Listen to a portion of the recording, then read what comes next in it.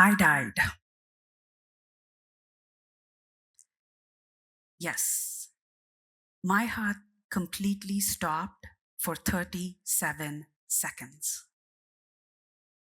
It happened right after I gave birth to my second child. What was supposed to be one of the most happiest moments of my life became one of the scariest. Thankfully, I survived. My baby survived. But that moment changed everything for me. Because instead of soaking in those first moments,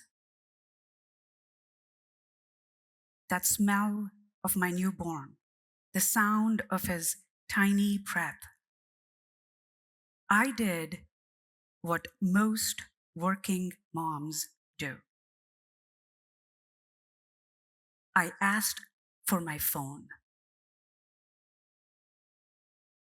I checked in on my team. I even took a few Zoom calls from that ICU bed. I know it sounds ridiculous right now, but in that moment, it felt completely normal, necessary, expected. Like, that's just what you do, right? You push through, you hold it all together, but separately. You prove that you can do it, even when everything inside you is running on fumes. At that time, I thought that was strength. Today, I know better. That was not strength. That was survival.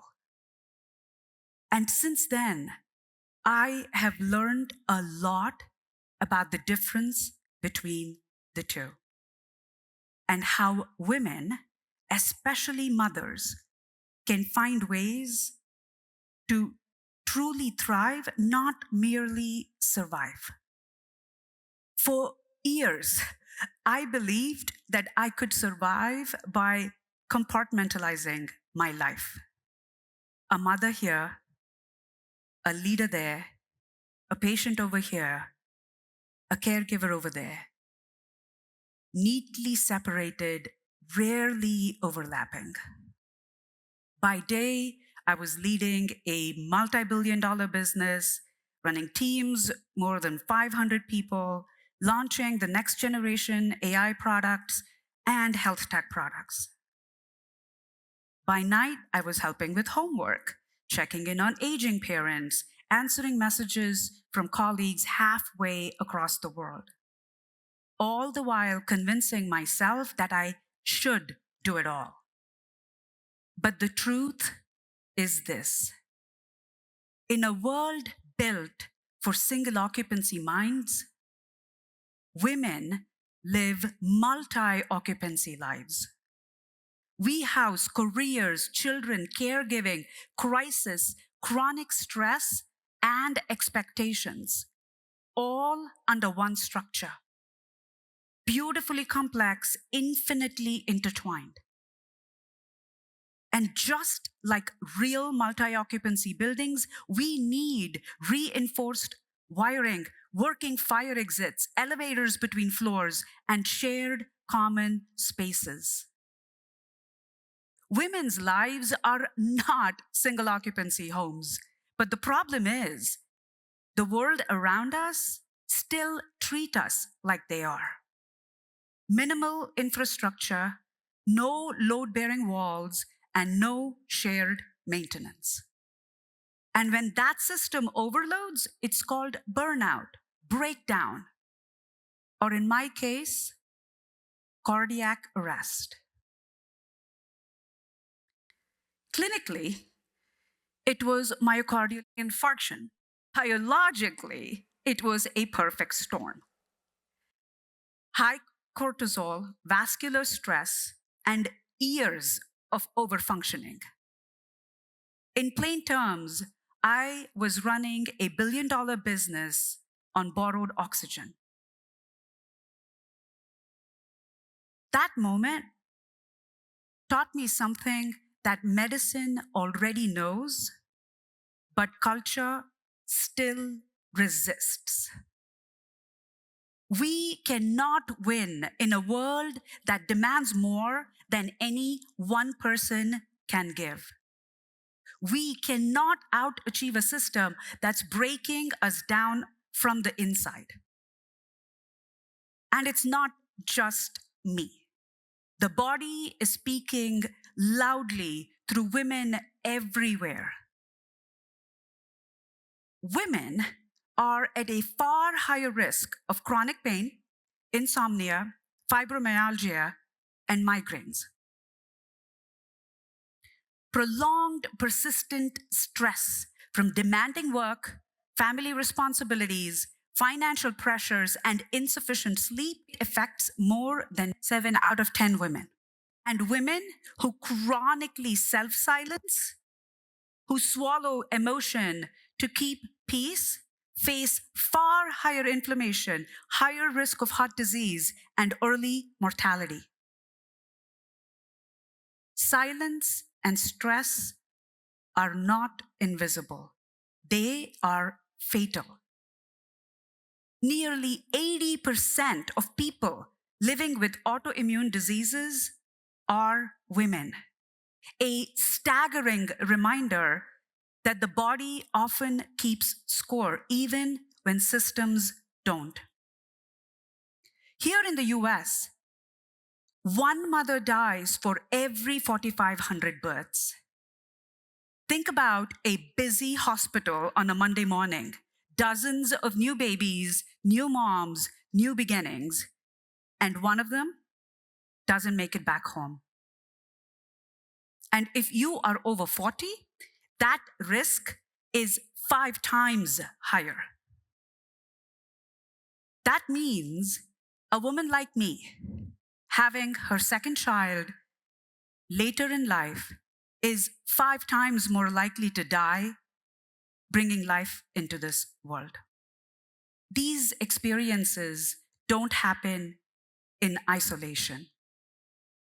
When a woman's health falters, it affects more than just her. It touches the families she nurtures, the teams she leads, the communities that she helps hold together. If I had died at childbirth, my family would have been shattered. These aren't signs of personal weakness. They are reminders of how deeply interconnected we all are. Because when the systems meant to support us fail, the strain is not felt by one person. It ripples through everyone connected to her. What looks like an individual struggle is a reflection of systemic failure. Yet, instead of fixing the architecture, we've been told to strengthen our walls, toughen up, hold more, carry more, do more. But it's not the women that need the repairing. It's the building codes around us. We need a full rebuild. We need a new blueprint for human health. One that finally recognizes that resilience isn't about carrying more. It's about being supported enough to put something down. I survived. But the goal is not survival. The goal is to thrive.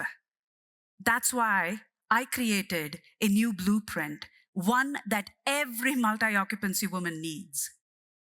I call it the Enough Framework. Think of it as reinforced building codes, one that let us live fully, not merely function.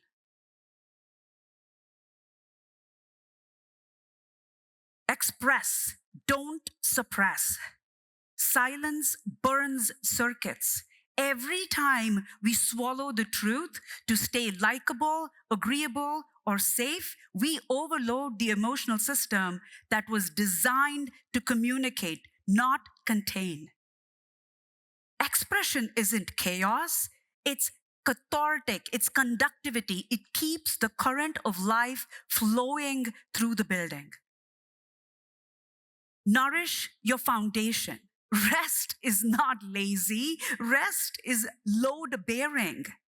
You cannot build higher on cracked concrete. Rest, nourishment, stillness, these aren't luxuries, these are structural reinforcements. And when we deny them, the building sinks under its own success. Open your exits. You don't have to stay in every room that's on fire. Whether it's a toxic job, a collapsing relationship, or an identity that no longer fits, there are always exits. Every safe building has more than one. Every woman deserves the same.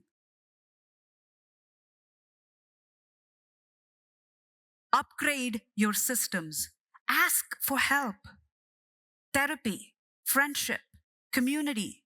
These are not signs of failure. Every multi-occupancy building has shared spaces, hallways, courtyards, roof deck, places where people meet, restore, and remember that they're not alone inside these walls. We need those too. Shared spaces of care, that friend who checks in, the group chat that saves you, the circle that reminds you, you are human. Connection is code compliance. Ground yourself. Before you hold others, make sure your own structure stands. This is called preventive maintenance. Grounding means stability between your building, your being, and earth. Even the strongest structures need rewiring, regular inspection, and care. So do we. It's remembering that before we mother, mentor, or manage, we are human beings with needs, not machines for endless output. Honor your whole building, your whole being. Every floor, every room, from motherhood to leadership, from exhaustion to joy, all of it is you. Wholeness doesn't mean perfection. Wholeness doesn't mean that every room is spotless. It means every room is seen. These aren't survival tactics. These are codes for worthiness, for wholeness. And when we reinforce our structures with enough, we don't just survive, we thrive. So the next time you feel the walls closing in, remember, express, don't suppress. Nourish your foundation, open your exits, upgrade your systems, ground yourself, honor your whole building, your whole being. Because these are not personal codes, these are collective ones. And if we follow them as women, as workplaces, as societies, maybe one day we'll stop asking women to do more by being less. Because we were never meant to live as single occupancy beings. We are multi-occupancy women designed for depth, connection, and life. 5 years ago, my heart stopped. I could have been another statistic in a hospital record. But here I am, alive, whole, and as standing proof of this blueprint. And that little baby, Well, he's 5 years old now. This is not just my story. This is our story. This is our new blueprint. So let's remember, we are worthy, we are whole, we are enough. Thank you.